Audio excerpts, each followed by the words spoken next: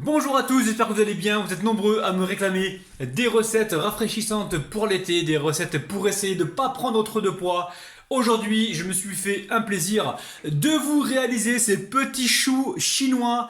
Donc c'est une salade, hein, d'accord? Choux chinois farcis avec du riz au thon. Vous allez vraiment kiffer la recette. Alors si vous venez tout juste d'arriver sur la chaîne Cuisine Rapide et que vous n'êtes pas encore abonné, je vous invite à le faire en cliquant sur le petit bouton qu'il y a juste en bas de la vidéo, ça marqué en rouge s'abonner, cliquez dessus, c'est entièrement gratuit et en plus vous allez apprendre énormément de choses. On part en cuisine, c'est parti. Alors très simple pour réaliser donc cette salade de riz. Alors, il va vous falloir, ici j'ai un morceau de concombre. Il n'y a pas vraiment de quantité pour cette recette. Vous taillez les légumes que vous avez dans le frigo, vous essayez de juger par vous-même. Donc là, alors j'ai quoi? Ici j'ai une tomate, ici j'ai 2 tiges d'oignon vert. Ok? Non, une tige d'oignon vert. Ici j'ai un petit oignon rouge, un quart de poivron vert, un quart de poivron rouge, un quart de poivron jaune, un petit peu de cornichon donc pour le petit côté croquant acide. Ici j'ai 2 poignées d'olives noires.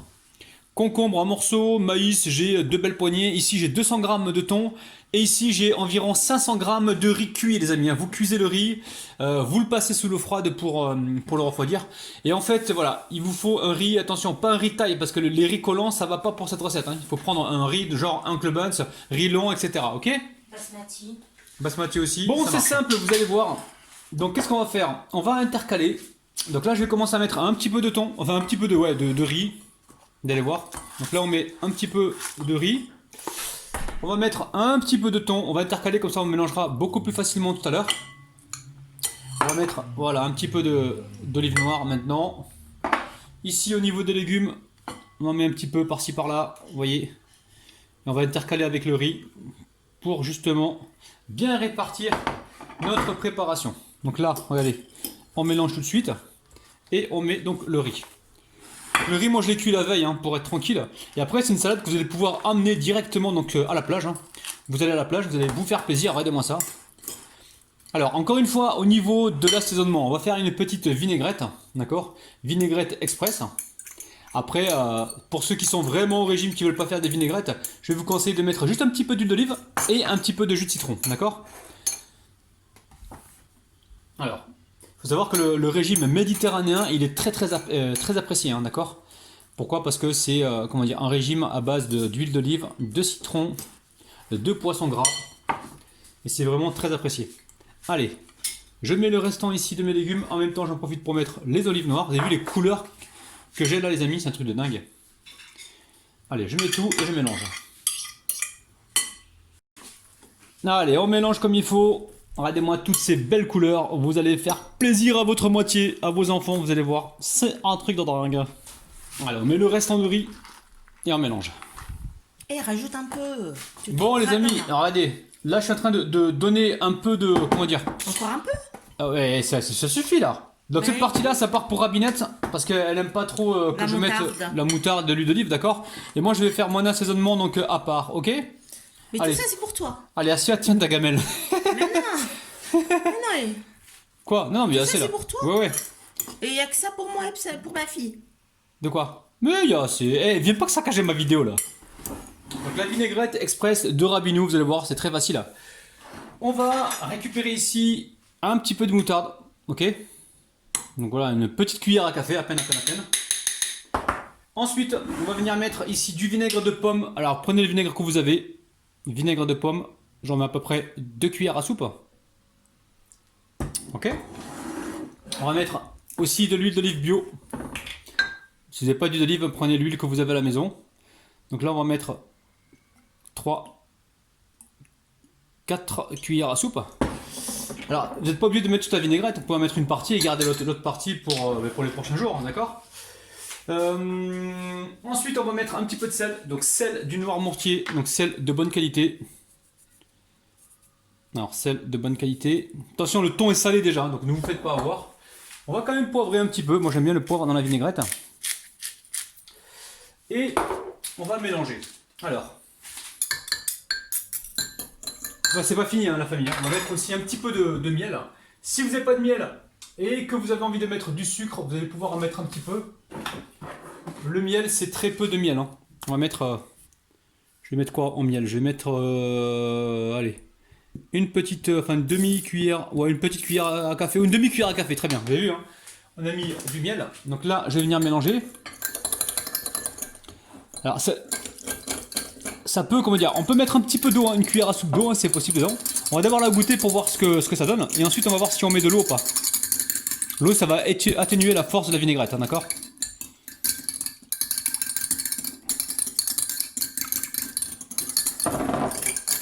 Donc là, on est en train de créer une petite émulsion. Alors, vous pouvez faire la vinaigrette à la girafe, hein, ça peut faire la girafe au mixeur plongeant. D'accord? Regardez-moi ça. Donc là, on a réussi notre émulsion. Après, dans cette vinaigrette, on peut mettre de l'origan, du basilic, on peut mettre des échalotes. C'est vous qui voyez, d'accord? Je vais juste la goûter un petit peu pour voir si c'est bon. Alors, comme je disais au départ, je vais mettre une cuillère à soupe d'eau. Voilà, ça va atténuer un petit peu la force de la vinaigrette. Je mélange. Donc, vous avez vu, l'émulsion, elle tient, il n'y a pas de problème. Hein. Ok? On va la regoûter une dernière fois. Bismillah. Là, c'est parfait, là. Ok? Allez. Moi, je verse tout ça dans ma salade. Ok? Après, vous pouvez garder un petit peu de fond de vinaigrette pour passer sur votre salade. Vous voyez, vous prenez... ouais, je me suis blessé légèrement, les amis, ici. Donc, vous prenez un petit peu un fond de vinaigrette et vous en badigeonnez un petit peu sur vos salades, en fait. Ok? Et vous posez votre salade de riz par-dessus. Hein. Ça, c'est possible aussi. Hein. Ok? Alors, moi, ce que je fais là, je mélange donc ma salade. Et je vais la laisser reposer au frigo pour qu'elle soit bien fraîche, pour que tous les arômes donc se mélangent. Et ensuite, je ferai donc mon dressage tranquillou directement sur les feuilles de salade. Donc là, vous pouvez faire une salade comme ça et la garder. Enfin, vous pouvez la garder 3-4 jours au frigo. Hein, ça bouge pas, bien filmé. Dans une bonne boîte hermétique. Il n'y a aucun souci. Hein.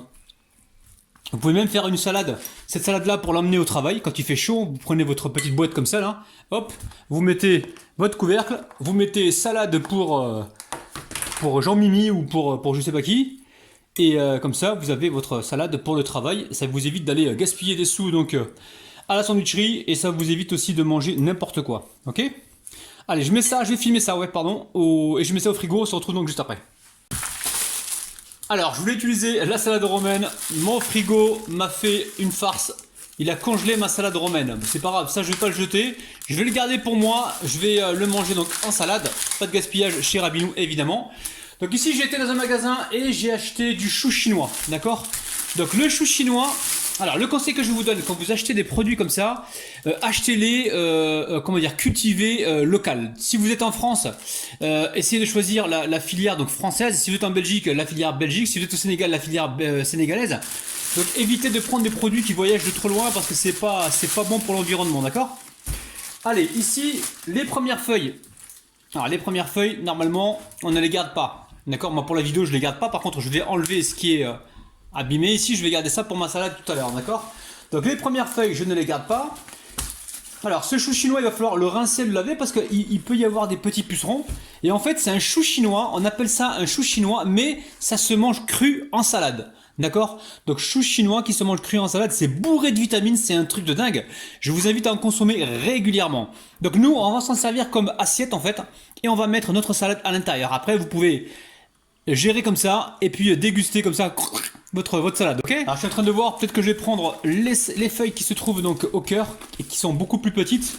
Ça sera beaucoup plus facile à remplir et puis à consommer, d'accord? Donc là je choisis les feuilles.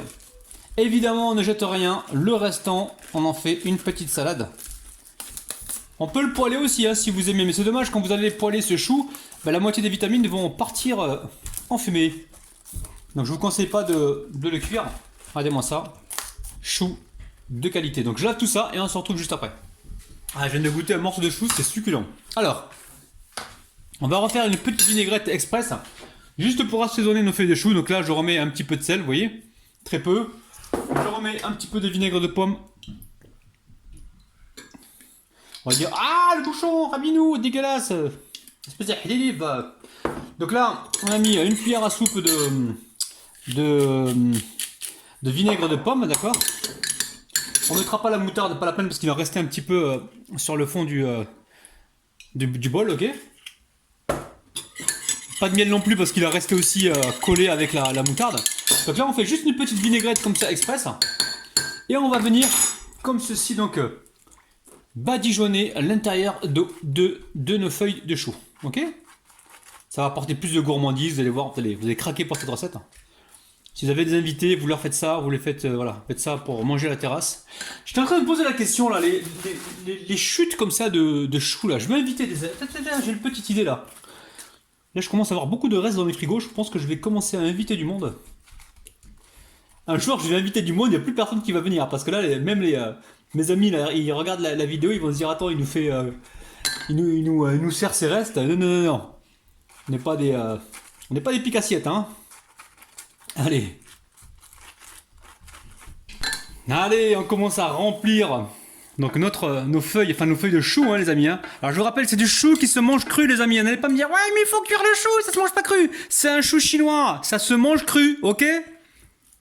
Oh là. Allez, on remplit en mettant de la couleur. Regardez-moi ça. Vous n'êtes pas obligé de surcharger le bateau, hein. Vous en mettez un petit peu comme ça. Voici une petite recette là pour l'été. Ah là là là là là. Vous allez faire des heureux et des heureuses. Alors n'hésitez pas, si vous aimez plus d'acidité, à arroser avec un jus de citron à la fin. Franchement, ça vaut le détour. Attendez, là on va rectifier parce que là, il y a plus d'olives d'un côté que de l'autre, ok? Bon, je continue ainsi de suite à remplir mes petits bateaux et on se retrouve juste après. Alors récemment, j'ai réalisé une petite mayonnaise à l'huile d'olive. Alors, petite mayonnaise à l'huile d'olive. J'ai marqué diététique hein, sur le titre de la vidéo, il y en a beaucoup qui ont paniqué en me disant « Ouais mais c'est pas diététique !» Donc elle est là, vous pouvez la retrouver sur ma chaîne, elle est très facile à réaliser. Alors c'est une recette de mayonnaise où j'ai mis moins d'huile que la normale. Normalement pour un jaune d'œuf, j'aurais dû mettre à peu près 300 grammes d'huile, j'ai mis que 100 grammes d'huile d'olive, hein, d'accord? Je me suis arrangé à mettre le moins possible de gras dans cette mayonnaise. Et j'ai quand même trouvé donc, des abonnés qui m'ont dit « Ouais mais c'est pas diététique, patati patata ». Quand je fais une mayonnaise et que je vous la propose, je vous demande pas de manger le pot entier, d'accord? Si vous faites ça, par exemple, 2 petites pointes, tu vas rester là, toi? Voilà, une pointe, on va dire, sur chaque, donc sur chaque feuille, il y a pas mort d'homme, hein, d'accord? Après, sachez, vous contrôlez, on parle d'une mayonnaise. La mayonnaise, c'est pas, comment dire, c'est quand même de la matière grasse, même si c'est de l'huile d'olive et que c'est bon pour la santé. Je vous ai jamais dit de manger un bol entier, on met voilà, une petite touche. Moi, pour moi, ça c'est bon, ça me suffit à me régaler. Je peux même l'étaler au couteau comme ça pour en avoir un peu plus, ok? Donc là, je vais passer à la dégustation. Oh là là, les amis! Allez, on va s'enfiler ça, les amis. C'est parti! Alors franchement, avec la mayonnaise à l'huile d'olive, donc la mayonnaise diététique, là, c'est encore meilleur. Alors, franchement, ne passez pas à côté de cette recette, refaites-la, regardez, la mayonnaise, elle est là dans la poche. Elle se garde 48 heures donc au frigo. Franchement, c'est super bon. Je vais vous donner encore d'autres conseils. Vous savez, quand vous cuisez du riz ou des pâtes, il faut absolument qu'elle soit al dente. Ça veut dire qu'elle soit juste cuite, il ne faut pas qu'elle soit trop molle. Il faut vraiment qu'elle soit légèrement croquante. Pour le riz et pour les pâtes, il faut que ce soit al dente. Pourquoi? Parce que plus vous allez cuire vos pâtes, plus vous allez cuire le riz. Et quand vous allez manger donc ce riz là, ça sera comme si vous mangiez un gâteau ou quelque chose de bien sucré en fait. Si vous voulez, la quantité de sucre, elle s'accélère quand vous cuisez trop les féculents, d'accord? Donc arrangez-vous pour cuire les féculents juste ce qu'il faut. Franchement c'est super bon, il n'y a rien à dire hein, pour moi, c'est délicieux. Maintenant à vous de voir au niveau de la vinaigrette si vous voulez mettre la quantité que je vous ai proposée ou en mettre un petit peu moins, si vous voulez mettre que de la mayonnaise dedans, c'est à vous de voir, après vous jugez en fonction de vos goûts. N'hésitez pas à mettre aussi du jus de citron en plus de ça pour avoir encore plus d'acidité. Franchement faites-vous plaisir. Je vous kiffe de ouf, je vous retrouve demain matin à 9h, n'oubliez pas le petit pouce vers le haut, n'oubliez pas également de vous abonner et activez aussi la petite cloche qui se trouve près du bouton abonné pour recevoir donc toutes les notifications. Je vous aime, je vous kiffe, je vous retrouve demain matin à 9h, bisous bisous, bye bye.